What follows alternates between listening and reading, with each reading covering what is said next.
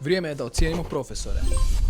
Evo nas nazad u tier listiću i danas mi ocjenjujemo profesore. Prvi na redu su nam oni profesori koji ispituju svaki sat i ovo zna biti dosta neugodno, osobito ako nismo baš učili, ali s druge strane to je dobro jer nas tjera da konstantno i redovito učimo. B tier. Dalje imamo profesora koji daje zadaću svaki sat. Ja se sjećam da sam neke predmete prolazio samo tako da sam pisao zadaće. I to mi je bilo dovoljno da naučim, tako da hvala tim profesorima, zaslužili ste jedan predivni A tier. Profesor koji pušta filmove, nemojte me hejtat, stavit ćemo ga u A tier. Zašto? Ako smo već došli u tu školu, bilo bi u redu da nešto i naučimo. Crtić o pepeljugi, to možemo pogledati i doma. Prije spavanja, neki lagani čips, možda sokić. Profesor koji pušta ranije sa sata, goated. Sve nam je objasnio u manje vremena nego što je predviđeno. Hvala tim profesorima S tier. Profesori koji pričaju životne priče su meni osobno možda najdraži profesori. Dakle, oni profesori koji te nauče i nešto možda u životu, a ne samo taj predmet. I uvijek sam cijenio te profesore u svojoj školi. S tier. Ovim putem, ako me neki od mojih profesora iz Mioca gledaju, ja vam se želim zahvaliti na svemu od srca. Profesor koji ispiše 14 ploča svaki sat, možda malo naporni profesori, ali dosta se trude da ispišu puno tih ploča da mi što bolje to naučimo. B tier je savršen za njih.